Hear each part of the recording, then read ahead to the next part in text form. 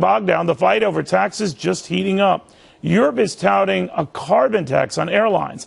Any and all with flights going in and out of Europe have to pony up a fee to help fight global warming.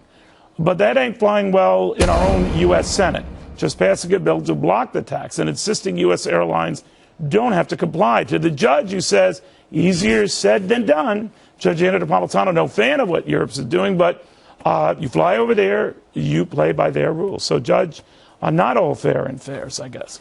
You know, you have put me in the awkward position of trying to defend a tax. I hate taxes. I believe taxation is theft. Right. But look, the countries have sovereignty. We ought to have known when we more or less supported and went along with the European Union, it would be a gaggle of socialists who would try and extract as much money from private industry as they could. Now they've come up with this new tax.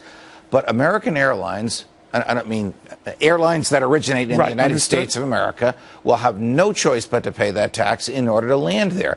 I mean, the federal government of the United States of America could no more exempt airlines that are domestic to the U.S. from paying a European tax than the government of Great Britain or Germany could exempt British or Air or Lufthansa from paying a tax to the Port Authority when they land here. Wherever you are, the sovereign of that land has the authority to tax you, whether you find it fair or not. So foreign airlines that come here and have to pay this Homeland Security or security tax, that's the way we do business here. If you want to be here, that's what you got to do. Correct. Look, we have... So I just want it said that Judge Andrew Napolitano is in favor of a tax.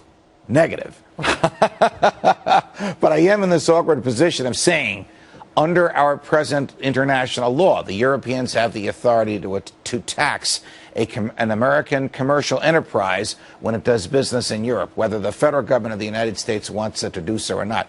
Whether the federal government believes it's a valid tax, they can extract the money from those airlines even if they don't use it to fight carbon emissions, even if they use it to give the money away. They can do what they want with it once it becomes part of their general domain. Even a dedicated tax doesn't have to go to the proposition for which it is dedicated. Once it's no longer in the taxpayer's hands, it belongs to the government. That's the law here, too. I don't know. You're finding a very legalist way of saying you're in favor of taxes, but it might...